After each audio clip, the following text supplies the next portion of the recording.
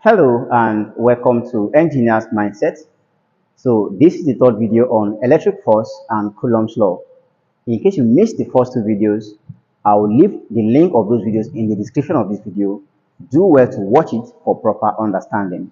But let's consider this question on the board to explain the Coulomb's law and electric force. Not forgetting, we are going to be employing the vectors approach in solving this problem. Now, this question says 3-point charges are held on the corners of an equilateral triangle as shown below. If Q is 2 microcoulombs and L is 3 centimeter, what is the resultant force acting on the plus Q charge? Okay, let's start by pulling down the equilateral triangle. So we have this. Now we have 3-point charge on each of the nodes of the triangle. Now, the length L was given to us as 3 centimeter. We simply convert 3 centimeter to meter by dividing 3 by 100. And if you do that, you're going to obtain the length to be 0.03 in meters. So the length apart remains 0.03 in meters. This is 0.03 in meters. This is 0.03 in meters. Okay, now we have minus 2q charge at this junction or at this node. But in the question we are given q to be equal to 2 microcoulombs. That means minus 2q charge minus 2q becomes minus 2 times 2 microcoulomb because q itself is 2 microcoulombs. So this simply implies that the negative 2q charge is actually equal to minus 4 microcoulombs. So it means that at this node, our charge here is minus 4 microcoulombs. Okay, minus 4 microcoulombs, sorry. Similarly, at this node, we have plus Q charge, and once more, Q is taken as 2 microcoulombs. So in place of that Q, it becomes plus 2 microcoulombs.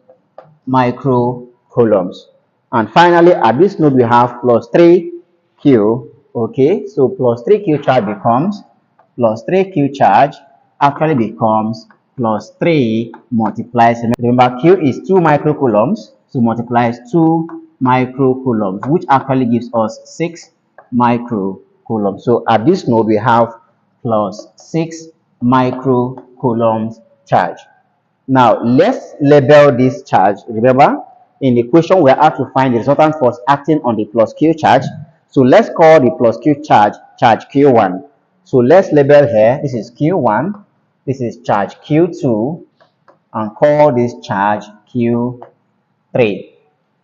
Okay, so we have this. So since we are told in the equation to find the resultant force acting on the plus Q charge, that simply means that the plus Q charge, which we just called Q1 now, is my reference charge. Okay, that particular point, that particular charge which you're being asked to find the resultant force on becomes your reference charge. And since we are told to find the resultant force on the plus Q charge, then it means the plus Q charge becomes my reference charge. But we just call the plus Q charge our Q1. So that means Q1 is equal to my reference charge. Now, what this means is that we are going to moving from the reference charge to locate every other charges. Now, not forgetting our direction of movement. I said that in the previous video. So, considering our Cartesian coordinate system, I said if you're moving from the reference charge vertically upwards to locate another charge, this is called positive J direction. If you're moving from the reference charge horizontally into the right direction, this is called plus I direction. If you're moving from the reference charge vertically downwards, this to locate another charge, this is called negative J direction. But if you're moving from a reference charge towards the left horizontally to locate another charge, this is called the negative I direction. Now, keeping this in mind, let's now find the force of attraction between charge Q1 and Q3 first. So, the force of attraction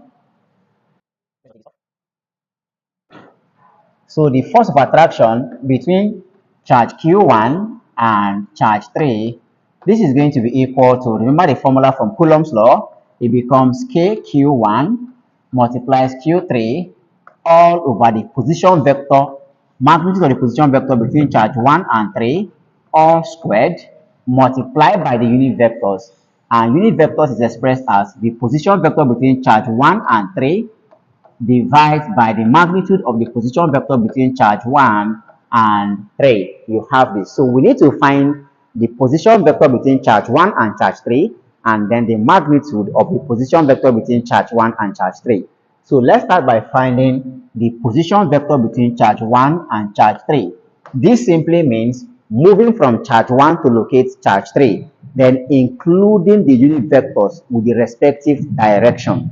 So I am moving from charge 1. Charge 1 is my reference charge. So you move from charge 1 to locate charge 3. Observe that if I am moving now, I am moving towards my right, and I'm covering this distance 0.03 to locate charge 3. So I move towards my right, covering a total distance of 0.03 meters to locate point 3 or charge Q3. So this simply means that if I am moving positively towards my right, the direction is what? The plus I direction. So that means that the position vector between charge 1 and charge 3 becomes 0.03 in the I direction, and this value is a positive value. Now the next thing to do is find the magnitude of the position vector.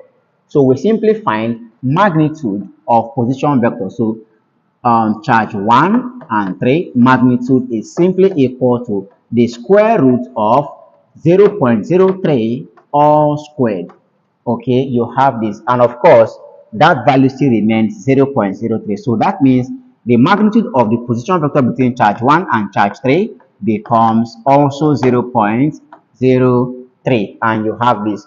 Having obtained this, we can now plug all the values into the given formula to find the force of attraction between charge 1 and charge 3. Therefore, the force of attraction between charge 1 and 3 is simply going to be equal to, remember, K, and K is a constant whose value remains 9 by 10 to the power of 9 multiplied by Q1 being the first charge. And Q1, in the first charge, was given to us as 2 microcoulombs, not forgetting 1 micro equals 10 to the power of negative 6 coulombs. So that means 2 microcoulomb becomes 2 by 10 to the power of negative 6 coulombs. Okay, so for that charge, we have 2 by 10 to the power of negative 6, okay, multiplied by Q3, and Q3 gave us plus 6 microcoulombs, also multiplied by 6 by 10 to the power of negative 6. The whole of this divide by magnitude of the position vector all squared, and we obtain magnitude as 0.03. So you have 0.03 all squared. Now multiply by unit vectors, which is position vector divided by magnitude. Our position vector gave us 0.03 in the I direction. So we have 0.03 in the I direction divided by magnitude. And magnitude also gave us 0.03.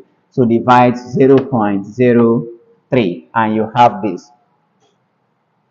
So the force of attraction between charge 1 and 3 now becomes, so let's multiply everything at the numerator. So do well to punch along with me to avoid any calculation error.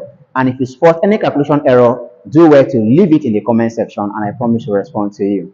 Okay, so let's do this and see. So everything at the numerator gives us 0.108 divided by 0.03 all squared. That gives us 9 by 10 to the power of minus 4. Now, over here we have 0.03 divided 0.03. That's 1. So we are left with the I direction. So simply multiply here by I. Now, this simply implies that the force of attraction between charge 1 and charge 3 is now going to be equal to, let's find 0.108 divides 9 by 10 to the power of negative 4.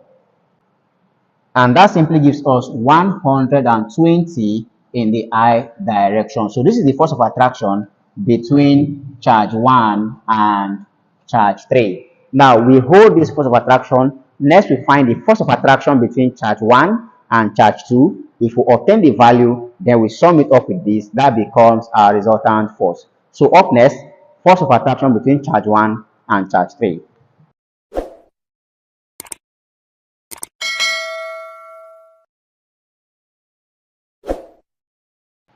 Alright, so welcome back. Now we find the force of attraction between charge Q1 and charge Q2. Okay, so we've done for charge Q1 and charge Q3. Now we'll find the force of attraction between charge Q1 and charge Q2. But you have to understand something, that charges don't actually move diagonally when we are making use of vectors. Rather, they move in axis.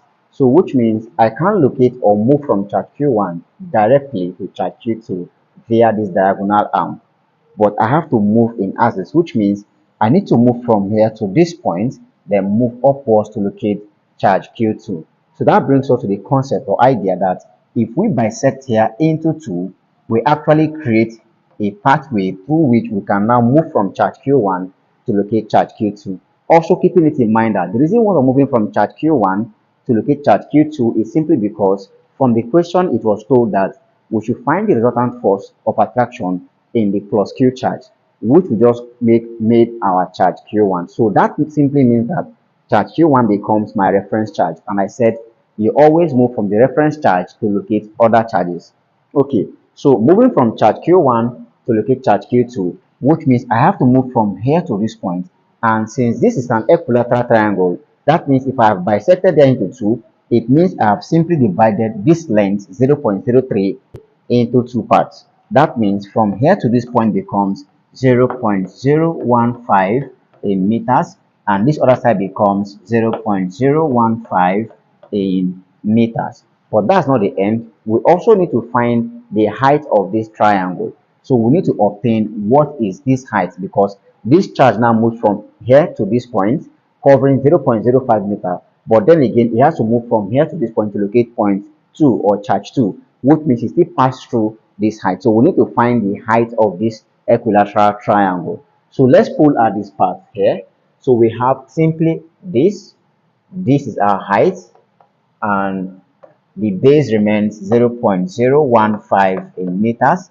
The hypotenuse arm remains 0.03 in meters, and we are looking for this height. So we simply employ Pythagoras theorem. So from Pythagoras theorem, we simply know that the square of the hypotenuse arm, which is 0.03 all squared, is equal to the sum of the square of the two adjacent sides. So we have 0.15 0.015, okay, 0.015 all squared plus h squared, which is the height, plus h all squared. Okay, so from here we make h squared first subject of the formula. So we have that h squared is now going to be 0.03 all squared minus 0.015 all squared. H squared is equal to, let's obtain 0.03 all squared.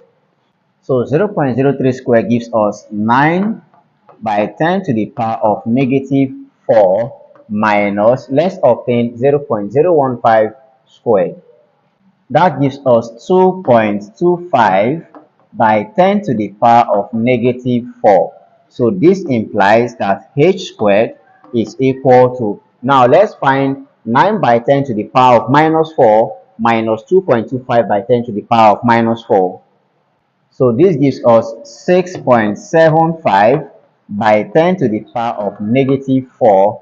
Now, we need to make h the subject of the formula. That means you simply take the square root of both sides. So this simply implies that h equals root 6.75 by 10 to the power of negative 4, which simply implies that the height of that triangle becomes, let's take the square root. So that gives us approximately 0.025 in meters. So the height remains 0.025 in meters. So you can indicate that here, 0.025 in meters. This becomes the height of the equilateral triangle. Now, let's pull out our force of attraction between charge Q1 and charge Q2. So we can continue that over here. So I think I can wipe this now. So from Coulomb's law, the force of attraction between charge 1 and charge 2, F12, is going to be, that becomes KQ1, Q2 all over the magnitude of the position vector between charge 1 and 2 all squared multiplied by the unit vectors, and remember unit vectors is position vector between charge 1 and 2 r12 divided by magnitude r12 magnitude. So we need to find the position vector, which simply means the distance or separation between charge 1 and charge 2 in vectors. So r12 is now equal to, that simply means move from charge 1 to locate charge 2. So I want to locate charge 2. Like I said, charges don't move diagonally, rather they move in axis. So I will simply move from here to this point. Now recall the vector notation I gave earlier, that if I consider this to be my Cartesian coordinates and this is my reference point, from the reference point, if I'm moving vertically upwards, it is taken as positive j, but if I am moving horizontally to the right, it's taken as positive I. And if I'm moving horizontally to the left, it's taken as negative I. If I'm moving vertically downwards, it's taken as negative J. So you observe that I want to locate charge Q2. I will simply move from here to this point, moving to my right horizontally, covering this distance 0.015 meters. So that simply means that I will first of all have 0.015 in the I direction, since it is horizontal and it is positive because it's moving towards the right. Now when I get to this point, I still have to move upwards to locate charge 2.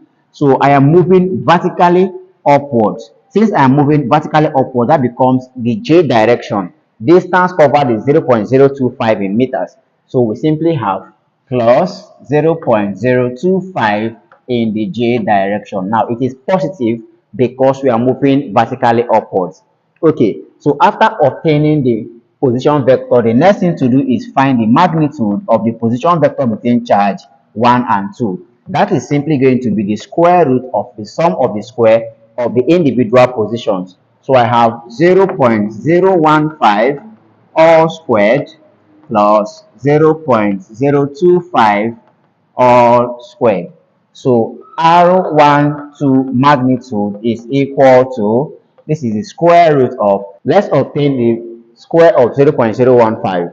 Okay, that gives us 2.25 by 10 to the power of minus 4 plus, now we find 0.025 all squared.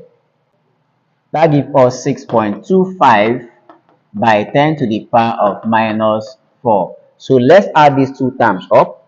R12 magnitude is equal to the square root. So if we add 6.25 by 10 to the power of minus 4 to 2.25 by 10 to the power of minus 4, gives us approximately 8.5 by 10 to the power of minus 4. Okay, so we find the square root of this value. Okay, square root of 8.5 by 10 to the power of minus 4. This simply implies that the magnitude of the position vector between charge 1 and charge 2 becomes, let's take the square root of that value, and this gives us approximately 0.03 in meters. So this becomes the magnitude of that position vector. Having found the magnitude now, let's then plug it into this equation. Okay, we plug it now into this equation. So I think I can wipe the diagram now. I don't need this anymore. Okay, so just remember that Q2 is actually 6 microcoulombs and Q1 is actually 2 microcoulombs. Just keep this in mind, please. Okay, so let's plug these values into the formula. The force of attraction between charge 1 and 2 is equal to, we said, K, and K we know the value as 9 by 10 to the power of 9 multiplies, we have here Q1, and Q1 is 2 microcoulombs. That becomes 2 by 10 to the power of negative 6 multiplied by Q2, and Q2 is 6 microcoulombs. That becomes 6 by 10 to the power of negative 6. Okay, divided by the magnitude all squared. Our magnitude gave us here 0.03. So you have 0.03 all squared. Multiply this value by the unit vector. What then is unit vector? Position vector divided by magnitude, and position vector is 0.015i plus 0.025j. So you insert it down, 0.015i plus 0.025j.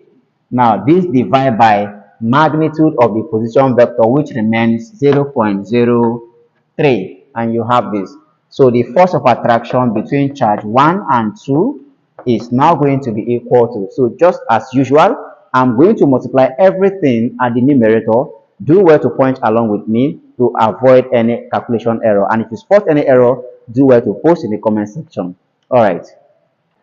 So everything at the numerator gives us 0.072. Now divide by 0.03 squared becomes 9 by 10 to the power of negative 4.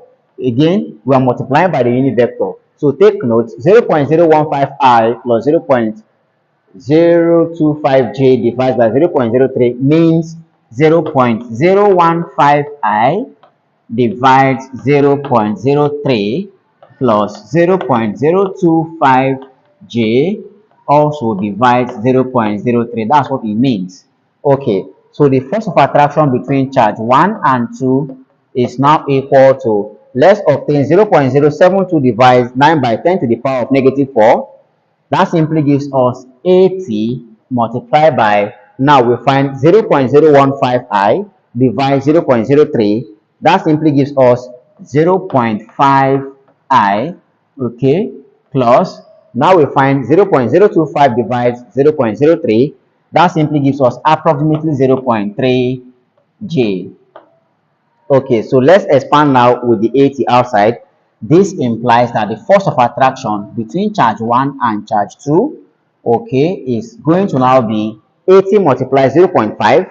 That gives us 40i plus 80 multiplied 0.3. That gives us 24j. Okay, so this becomes the force of attraction between charge 1 and charge 2. But the question simply say, find the force of attraction on the plus Q charge. So we found the force of attraction between charge 1 and charge 3. Now we found the force of attraction between charge 1 and charge 2. If we add these two forces up, that gives us the resultant force. Okay, so we can do that here.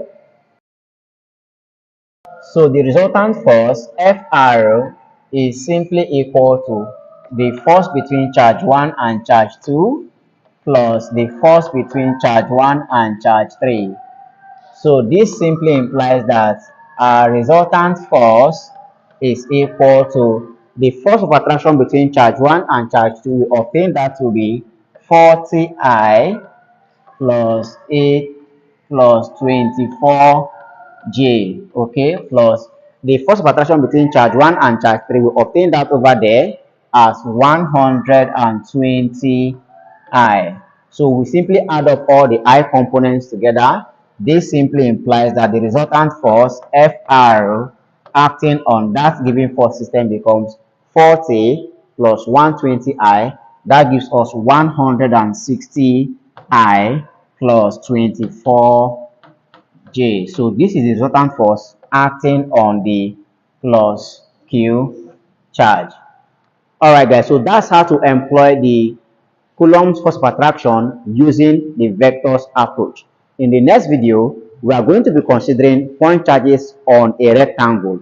I'm sure you want to be a part of that video, so do well to tap the subscribe button and turn on your notification bell so you don't miss out on that video when it drops. I hope to see you in that video. Thank you.